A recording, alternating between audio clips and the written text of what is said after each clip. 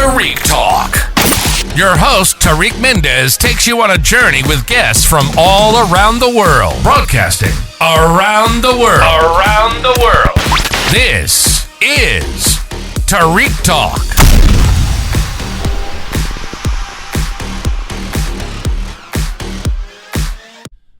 All right, guys. Today I'm here with Thomas Carlson. Thank you so much for being on the podcast today. I'm so glad we get to meet up today. I saw your work like a year ago, and I was always curious to meet the artist. Do you want to start telling us a little bit about yourself? My name's Thomas Carlson. Was born in Minneapolis, Minnesota. I left when I was 18 because it's too cold there. Oh, wow. I went to undergraduate school for originally for 3D animation, but I ended up deciding to really focus on oil painting, and that was down in Sarasota, Florida. So I got out of the cold, moved down south to the warm, and when I was there, I've always really loved a lot about commercial art, but I really just fell in love with some of like the Peter Paul Rubens paintings they had down there in Sarasota, and really wanted to explore more figurative painting. So I ended up at the New York Academy of Art, which is up here in Tribeca in New York, and I've been up here ever since. So. Cool. So right now you're doing so many things. Do you want to start currently, because I saw on your Instagram the series that you're doing, like the politician leaders, which I think they're so comical and so funny. Oh, thank you. So how did you come up with that idea? Because I thought it was like so different and unique. So right now I'm working on a series of oil paintings. I'll probably make some more, but I've made 11 so far, and they're world leaders like the second after they hit a hole-in-one. So it's this exciting moment where, somebody hits the ball, it goes in the hole, everyone's excited. And it came about because I've always really loved working with the figure. I teach anatomy classes, but it's always been a struggle of trying to figure out how I want to use the figure. And also it's been a little difficult to always, for me at least, develop a consistent, cohesive series. I tend to make a painting, then I'll make a few more, and then I get to one where I'm like, all right, that's the painting. We're good. We're done. I don't need to make that painting anymore. This series, I like it because there's enough ambiguity with the moment where, you start to question. Hopefully the viewer drops their sense of like, they like the painting, but they still hate the politician, or they like the painting and they like the politician. I mean, there's some divisive ones that some people either love or hate. And it becomes more about this almost this moment in a sport that in most cultures is deemed as a privileged sport. It takes up a lot of land. It does this thing. And I happen to be a golfer. I'm an avid golfer. I golf twice a week. I love it. It clears my head. It allows me to stay in a place that's really congested and still be outside. So I've been trying to figure out a way to tie that into some of my paintings. I think more than any other series, I've gotten some of the best feedback from this one too. Like right away, people are like, "I love it. It's great." So, I'm excited to see sort of where it goes, and also excited because I've got 5 of the pieces. They're going to be at a show in Miami next month. Aqua Art Miami. Fair, the 14C group nice. Showcase is bringing down some artists, and I happen to be one of them. Thankfully. Are you going to be there in person? I'm going to go down, we might see each other then. That's cool. Oh, you're going? Yeah. Oh, great. Nice. I'll be there from the, I think from the 5th to the 11th. But yeah, I'm looking forward to it. I'm going to bring my paint set, do some painting. So very excited about that. Yeah, I hope it doesn't rain. I hope it's so sunny and nice. Cause I hope it doesn't rain. It's getting colder and colder here. Yeah, I think it'll be good. Yeah, I hope so. And congrats on that. Oh, thank you. So, how's your creative process? How do ideas come to you? I play a lot with sourcing. I need to see it. I want to be able to see an image. Whenever I travel, either alone or with my wife, it's like we're going to the museums. She's a landscape architect, so she's always bringing us to the gardens now too, nice. Which is great. So we get to see the people and the gardens, and I get to go see the paintings in the museum. So the nice thing about that is, you know, the process. You know, I'm one of these people where I go through shows, I look at art, and I move really fast. You know, like I'm just kind of trying to find things that, you know, if you go to a show or a museum with me, like I'm, you know, like hitting a very quick pace. And then when I find something I love, I'll slow way down. Me too, yeah. But, you know, that's, I think, a large part of how I get inspiration. And then also technology is really exciting. I've been really inspired by, like, originally when I started finding like 3D scans of people online, just even like Google Images. Yeah. You know, being able to go into museums and zoom way into paintings. That's exciting. And then also AI. Like I use a lot of AI when it comes to image building. I haven't found any practical purposes as a final form of art, but I certainly think it's very helpful.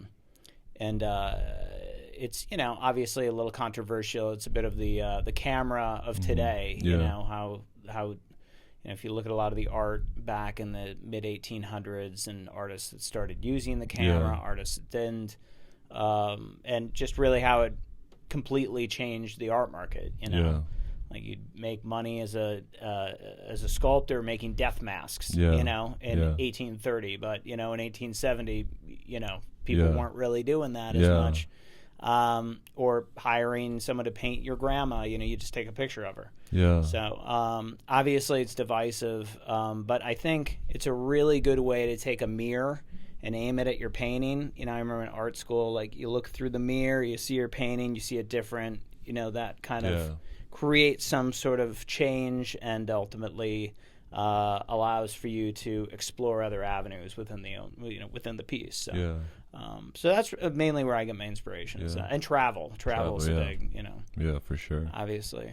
And then, are you an artist that, like, when you get into the studio, do you start creating right away, or do you kind of like have to like have a coffee, sit down, think of ideas? Nowadays, I do a lot of stuff digitally first. So I have an iPad, and I just kind of will have a few images on there that I'm working on.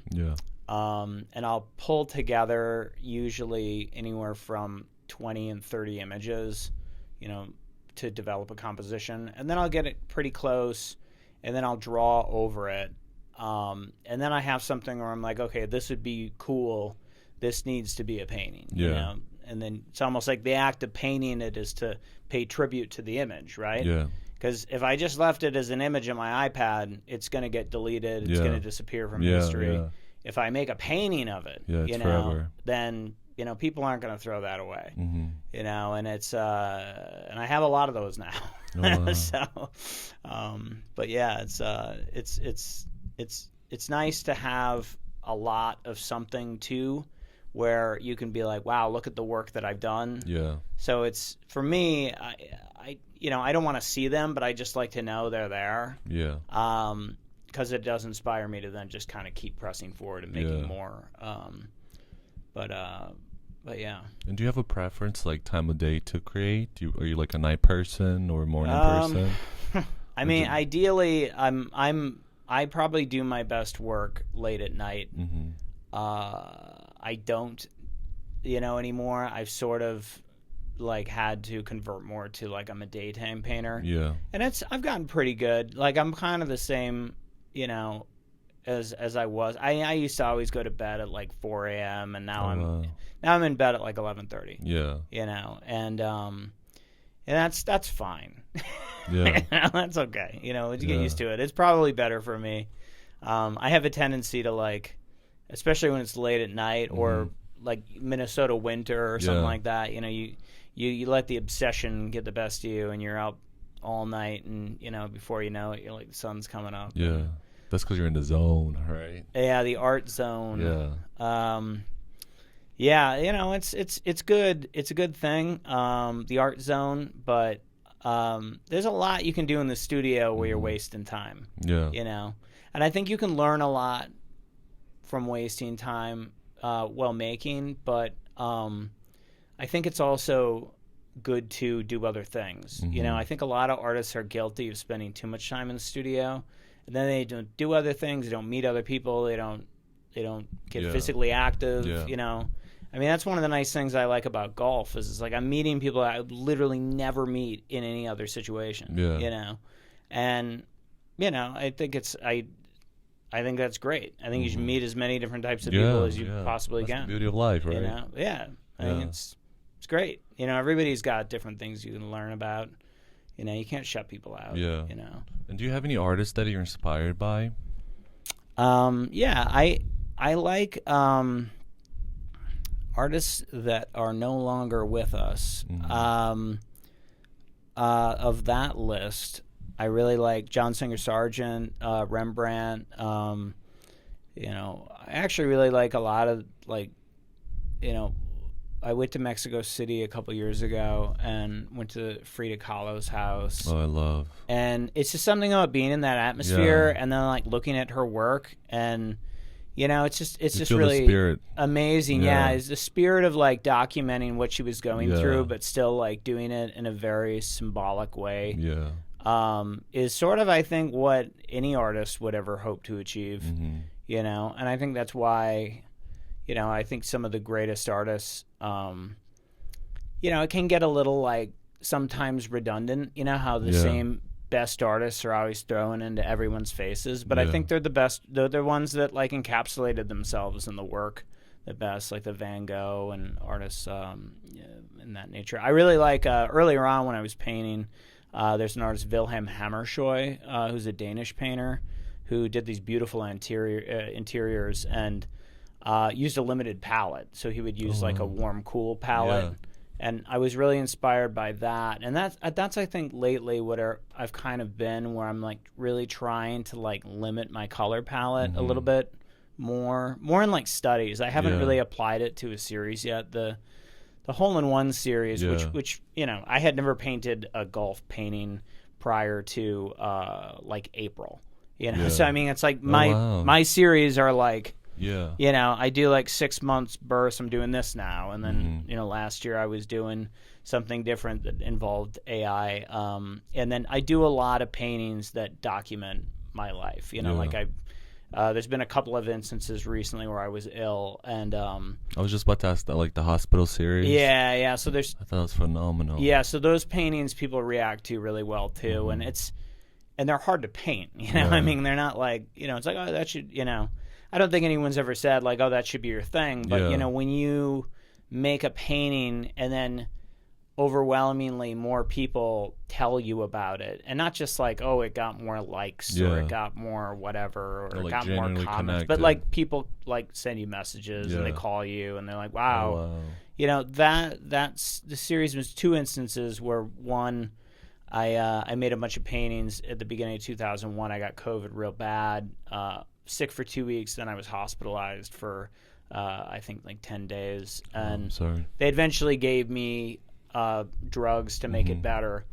And then I wasn't great for like a year and a half. Like I was off. And then at the start of this year, I found out I had cancer. So I had leukemia. Oh my God, I'm so sorry. Yeah, that's okay. So I got treatment. I got chemo, which sucks. I can attest to it. It's not a lot of fun. But, you know, it saved my life. But I do have it's a hairy cell leukemia, which it stays with you your whole life. It's actually like a lymphoma. But, you know, it's treatable. So it wasn't like, you know, there was probably a couple months leading into it where I'm like, I don't know what's wrong with me. And at least now I know. And it didn't kill me. So. And this was after COVID? This was this year. Oh, okay. Yeah, this was... No, like, I mean, after you had the COVID. Oh, yeah. COVID was started 2021, and then this was started this year. So yeah, there's been a lot of opportunities to paint myself in the hospital. Yeah. But, you know, it's and I guess there's something going on at that time where maybe you're emoting more. Yeah. You know, I had a painting teacher a long time ago telling me, like, when you make a painting, you should feel something. It doesn't even matter what you feel, but you should feel something. And, you know, I'm not a very, I'm certainly not a religious person, not a very spiritual person, but I do think there's something there, you know, when you're feeling something. some sort of ability to communicate something onto this canvas or board or whatever it is.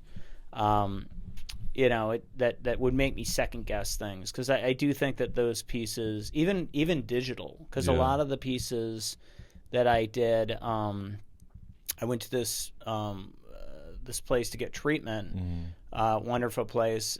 This guy, Dr. Simon Badine, great guy. Shout out to him. Shout out to Simon, saving my life. And I got a pretty standard treatment, but it was interesting because I went there and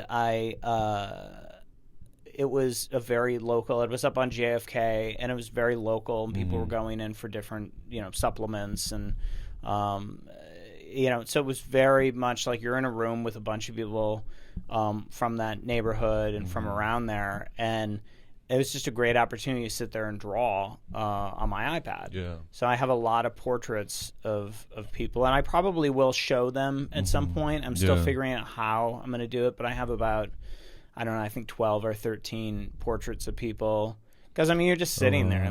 They hook you up, and you're just kind of hanging around for 3 hours. That was going to be my question, because I was like, when I saw the series on Instagram, I was wondering, like, did you paint that by memory, or did you, like, sketch that in person, and then later it got... a lot of there's a couple pieces in that series where the person, I asked them and they just posed. Yeah. Because it's like, hey, you're hooked up, I'm hooked up. Why not? Yeah. Why not? You want me to draw you? And they were always very cool with it. And then there was one shot where I took like a couple of pictures and stitched them together digitally, which I still actually probably need to do some work on. And that was more of like a, composing it, changing things perspective-wise. And then there were a couple where I just did like a snapshot and did a painting. And I have a couple of watercolors where I'm in them. So what I did with that, I have one watercolor of my wife and I, and, it was like right before I was about to get chemo. So I'm like in the room, like they're about to hook me up. I'm like obviously very nervous because it's like you don't hear good things about it. You're just kind of like sitting there, and also by that point, the cancer and everything really taken its toll. With hairy cell, it's like you kind of want to let it get to a certain point of badness before you then get hooked up, because it's kind of like they hit it back and then it grows back. So it's like obviously you want to do it when it's its worst. So then it takes longer on the back end. But so I'm sitting in this room and I'm like, hey, can you take a picture of me? And then I'm like, all right, great. Now you sit down in that chair. And then I went back and I took a picture of us. And I painted, stitched them together digitally. And then I looked at it on my iPad and I painted it. But I think a lot of it is the painting it while you're feeling that emotion, Because, I painted it while I was going through the treatment. I painted it while it was like, I remember what that felt like. And I think what's hard about pieces like that is, you make them and then you're really just sitting there and you do it and then you want to put it past you because it was hard. And I think that's what's tough about it being like an ongoing series. Like it's like, oh yeah, that's the guy. Oh yeah, that's that oil painter. Thomas Carlson. He's the guy that paints himself sick all the time. Like it's not really where I want to be at, but they're like it's like a B-side. It's like, oh, and there's this other thing. Like it's Rembrandt has some paintings that he has his like series of Samson going around, and Samson's like shaking his hand at people and being kind of a jerk and pushing people around and doing his thing. And then he has this like really heartfelt portraits of Saskia and himself like as an old man. You know, it's like I appreciate them both equally. Obviously one during his lifetime made money and afforded him the ability to paint some more. Obviously Rembrandt famously, he made it past the finish line, but he outlived pretty much everyone in his family, sadly, and he died incredibly poor. His body was thrown into a rental plot. Like he was like not Yeah, he got beat up pretty bad. Not very good with money, and also, well, the Dutch East India Company and the British East India Company decided to start a hot war in the middle of his middle of his career. So obviously militias weren't commissioning a lot of artists during that time period. But yeah, it's sorry, I'm going on. No. I love hearing you talk. My next question was going to be like you being an artist and going through such a tough time. Do you think that kind of like gave you kind of like a shot of energy, like like it helped you get through that difficult time? Making art? Yeah. Yeah, I think so. I think that it's better than feeling a lot of the crap. I had to take 2 drugs. One's cladribine and one was this other one, rituximab. Cladribine, it just is the chemo, and my stomach hurt so bad. Yeah. Like it literally felt like someone took like a lighter and just like brought it to the top of your stomach and just like burned it. Oh wow. So anything I could do to like not think about that. And the rituximab messed with my brain, so it was like my wife Elizabeth was so amazing throughout the process, but it would be like I'd be watching television and she would come and say something to me, and having like the 2 things hit me, just like kind of just fumbled me and made me feel really like aggravated. Like I couldn't handle that, multiple stimuli. So that was very frustrating. So painting, I think, helped me focus. Like it was just like, this place I could go and just focus on the thing, and then when I'd be done, I'd be happy about that, and then when I'd be finished, I'd be excited to start the next thing. But yeah, so I'd say it definitely helped for sure. And we previously chatted before the episode, and then you were telling me you run a business, right? Right. Do you want to tell us a little bit more? Yeah, so I run Jersey City Art School. I actually started teaching classes out of a 2-bedroom apartment in Jersey City. And it was called Hamilton Park Studio. And it was in 2007. And I ran basically 2 sessions. And I got kind of a nice, cushy residency offered to me. So I ended up leaving to do this residency for 6 months. And then when I came back, thankfully, the residency, I made a decent amount of money, making these paintings and managing this studio. So I was able to pay off some student loans, and then also I had a little bit of money to put into a business. So I started looking for storefronts and asking around. And a friend of mine at the time had a vintage store that she was closing, and approached me and said, "Hey, you might be interested in this." And it happened to be downstairs from where I lived. No way. Oh, wow. So I opened up the Jersey City Art School. I kind of went back and forth at first. I made a sign that said like Thomas John Carlson Art Studio. This is my art studio. And I teach classes out of my named art studio. And then I became very scared that I wasn't going to be able to get enough students to pay the rent. And I didn't really have any other income stream. So I decided, Jersey City at that time, there was nowhere where you could take art classes, if you were just a part of the community. Except for maybe there was like the ceramic studio in Bergen Lafayette. I think he was open at that time. But aside from that, there was nothing really going on. So I ended up renaming it Jersey City Art School, and started doing figure drawing sessions there, started a few other things. And there was like some different art spaces in Jersey City at the time. 58 Gallery was where I showed art. So there was a lot of like great momentum with that space. And I was hoping I could just really focus on the education and do a lot of those. And can you share the website really quick for people listening? It's JC Art School, and that's singular, ART SCHOOL.com, Jersey City Art School, jcartschool.com, or just Google Jersey City Art School. But we do a lot of classes. We have kids classes, but mainly we've always really focused on adult programs. Lately, I've been really trying to push the programs to move more towards digital, because there's a lot of opportunity with animation. There's a lot of opportunity with that. But, I'm a traditional oil painter, so we have a lot of like beginner drawing and painting classes, and a lot of anatomy classes. I've gotten a lot of physical trainers that like those classes. And Sunday morning we do a watercolor painting class. Oh, wow. So yeah, it's nice. It'd be lovely to like hang out with people in the community. Yeah.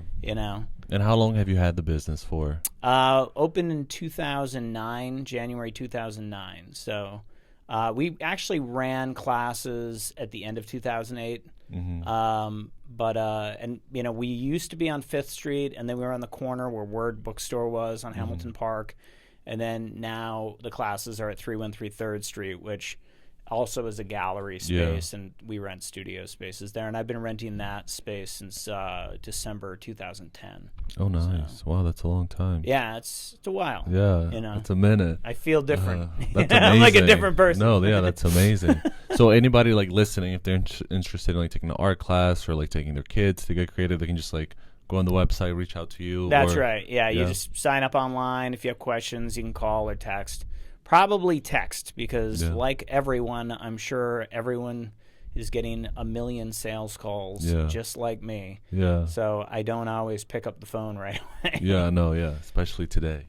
So as having a business owner, being an entrepreneur, are you able to like for example, like work in the business and still get creative as an artist? Or do you have days where it's like a business day only and then an art day only? Good question. So one of the biggest struggles I've always had with running my business has been, I think in the beginning I was overly attentive to the business, and I stopped painting as regularly. Like I would paint in class and I would do demos, but I in some forms halted the creative process because I was putting all my energy into the business. And during that time period, looking back on it, I feel bad because I wasn't as attentive to relationships. I wasn't attentive to friends. Like I was just so singularly focused, and kind of just freaked out that I was going to at some point lose the amount of students I was regularly getting. Around that time, I also expanded and started renting studio spaces to people. So that was a whole nother set of problems where it's logistical. And, people show up and they bring people to their studio, and it's like a party at the studio now. And neighbors are calling me. It's like a whole new thing, where they need things fixed. So.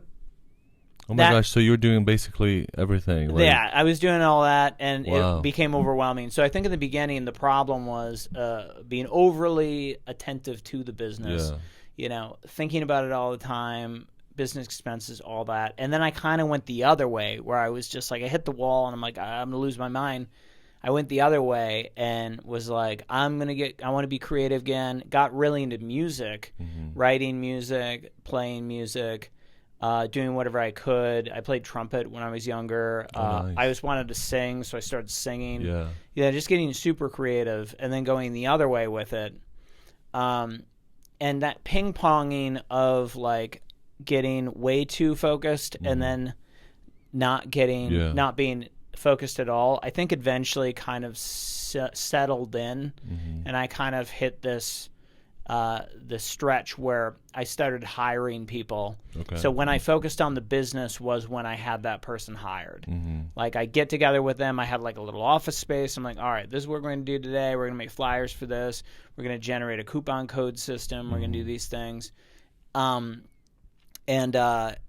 really try to make a shot at like, thinking in terms of like, well, it's really not a business until you can walk away and leave for a while and it still runs itself. Like, and ultimately hit a stretch of doing that for a while. But, if you run something like a for-profit art studio, it's going to be really multifaceted. And people in the community see it, and it's not a conventional space. So they're like, oh, that's a big open space. I want to rent it for a birthday party. I want to rent it for a wedding. I want to rent it for this. Yeah. So before I knew it, I was doing like a little bit of all that. Yeah. Which Wow. was fine because Yeah. I'm a social person. I loved that.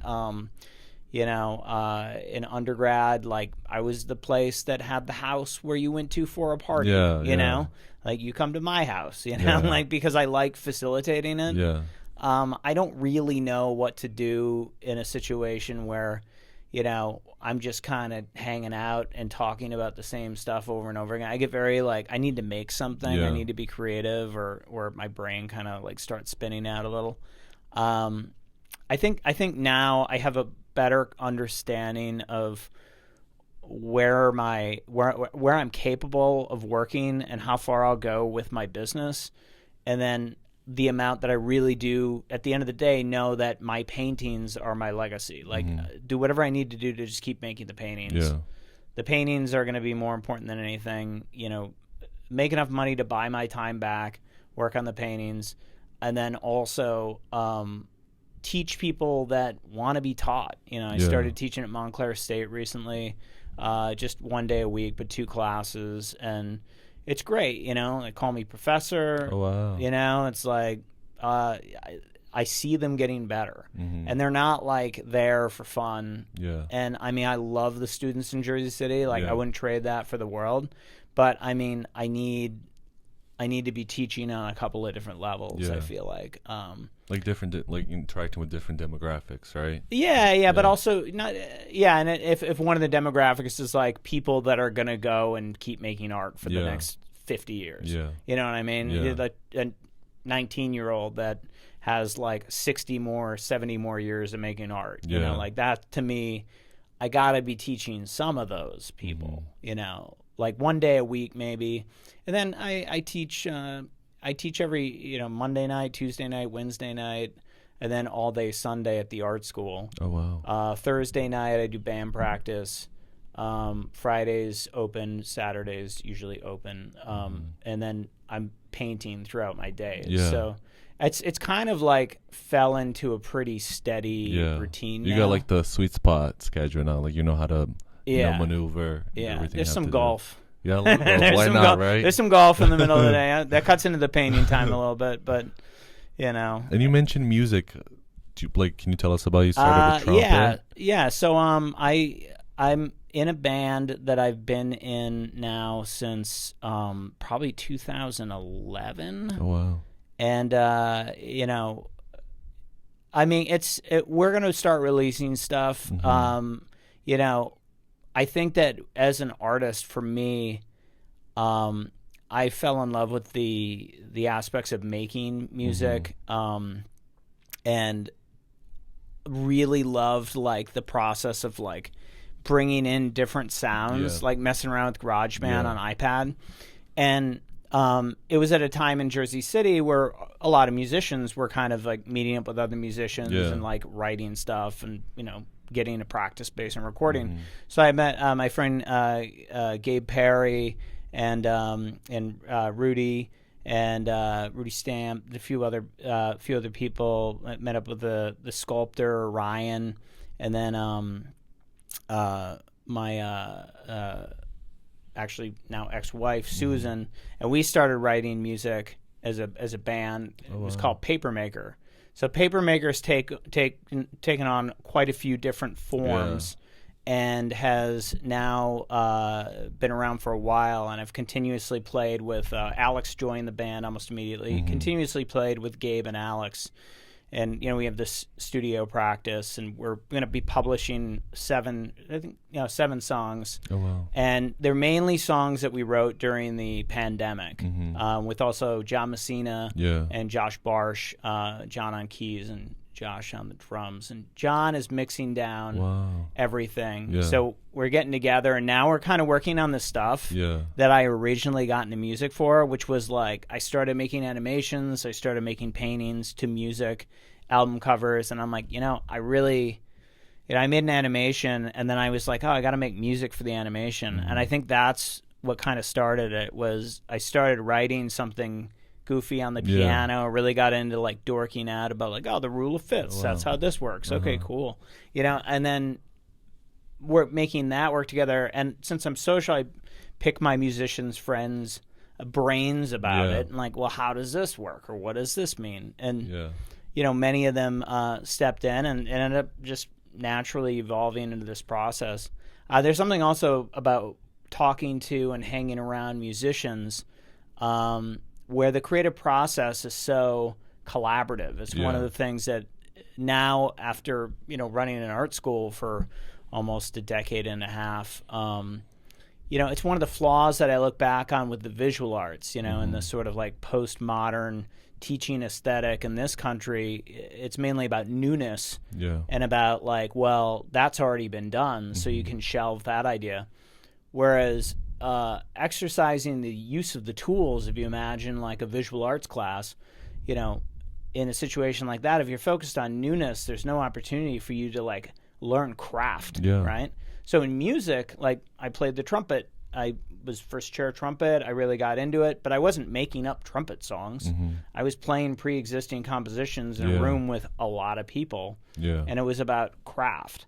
So I think that is one of the failures of the visual art world, and why there's kind of, I think, a backlash now. Why I've been able to make a for-profit business work like Jersey City Art School is there's a demand for craft. And in music, I typically, because that craft and that ability to get with a group of people to learn something that is relearn something, reinterpret something that already exists, gives people more of an opportunity to do what humans work on every day in normal conversation, which is the craft of conversation and the craft of collaboration. So my version of getting back into this creative state was to work with artists that were musicians that were more familiar with that process. So I learned a lot from that. But we're going to be releasing an album. I'll probably do a series of singles. Will it be like the end of this year or like first quarter? It's going to be first quarter next year. We're probably originally going to we were going to play a show, but we had a few things happen, and now I believe we're going to be doing our show on the 1st of February at the Pet Shop, and then we'll probably do a show before that. We're going to try to line up a few things.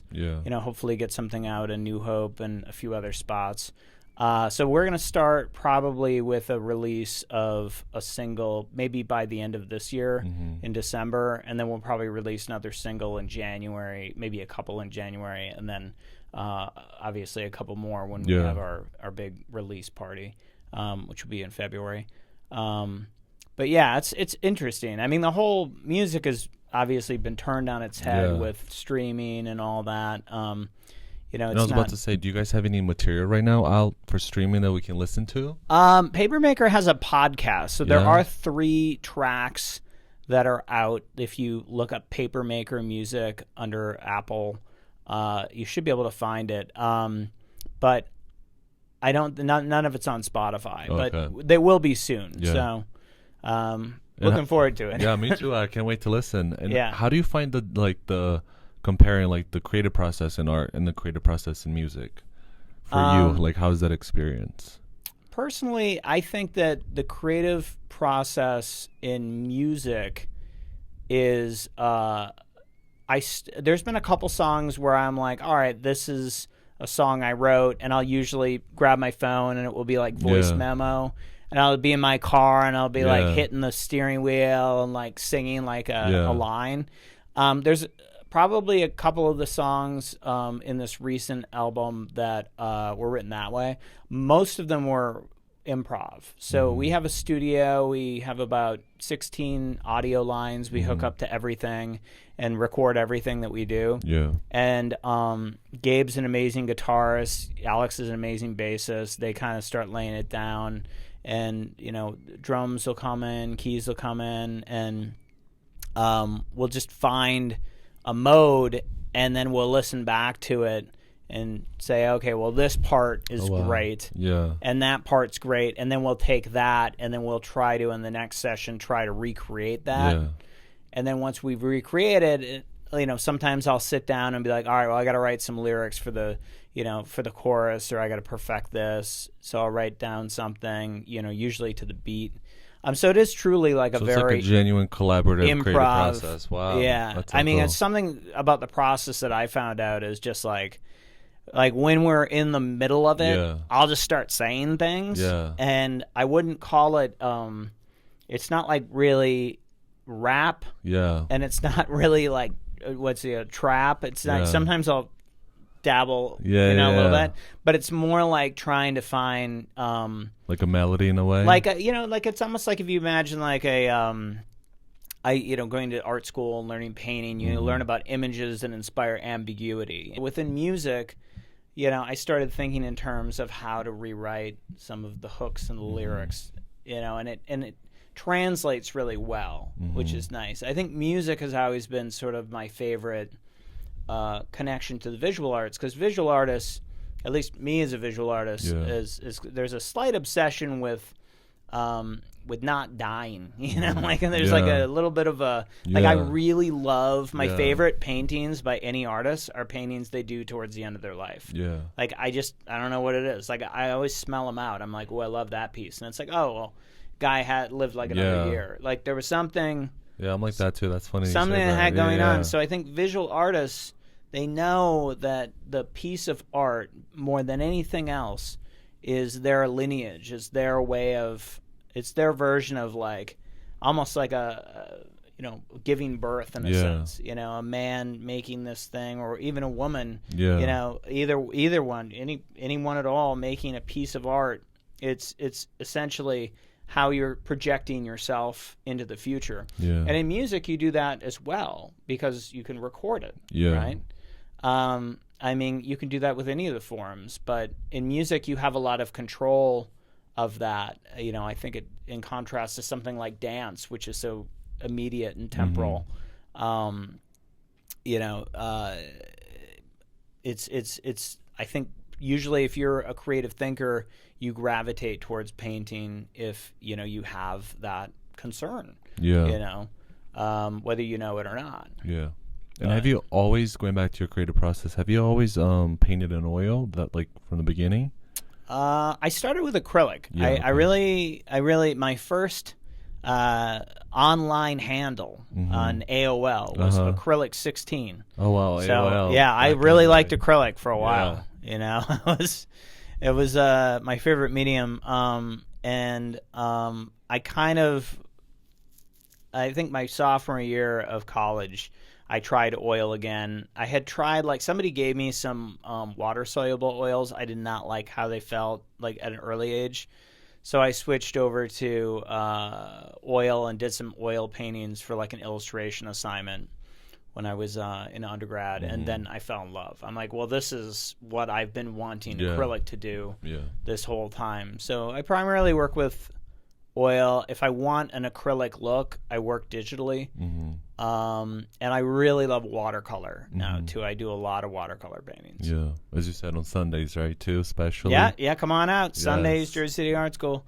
Yeah, no, it's you do some watercolor as well. It's a great travel medium. Yeah. And I really love working with gouache on top of it. I think it's a little bit more. It's funny because a lot of the oil painting friends that I have all are scared of watercolor, and then a lot of the novice that have always worked with watercolor are scared of oil. And it's watercolor is just more like obvious. It's like the hat man is wearing a yellow hat. Paint the hat yellow. Paint the man whatever flesh tone. What's his color of his shirt? That color, and then you just sort of let it do its thing, which is like kind of one of the side effects of like just kind of bloop, bloop, bloop, kind of a more direct novice approach. Whereas an oil painter, they usually have like, it's almost more of an equation, where it's like you got to do this, and you do that, then you do that, then you do that. Yeah. And watercolor doesn't like that. No, watercolor, Watercolor doesn't like that. At the end of the day, watercolor is the boss. Yeah, exactly. Right? Absolutely. Perfect. All right, Thomas, thank you so much for being here. I'm so glad we got a chance to talk. You have so much going on, from the JC Art School to the art fair coming up in December, the new 8 singles dropping soon that I can't wait to hear. Do you mind just telling us your Instagram? Yeah, my Instagram is tjc.paints. And Papermaker is Papermaker Music. So you can follow us there. And Jersey City Art School is JC Art School. So Perfect. Thank you so much. Perfect. And are you open to commissions? Like if somebody's listening to the podcast while we're speaking, they really love your work, and they reach out to you? Yes. Yeah, absolutely. I do portrait commissions. I also do a lot of digital commissions as well. Mm-hmm. I did a reconstruction of a historical house recently, which was a kind of a 2-point perspective piece. But yeah, I do take commissions, so thanks for asking. Yeah, of course. So please reach out to him. He's the best in the city. Oh. And thank you so much for being here once again. It was a pleasure meeting you. Thank you so much. Thank you. Till next time. Till part 2 when you have everything completed next year. All right. Excellent. All right, thank you so much. Very nice having you having me out. I appreciate Thank you. that. My pleasure. Till next time, guys. Thank you for listening to Tarik Talk. Follow Tarik Talk on all social media channels and check out the video interviews online.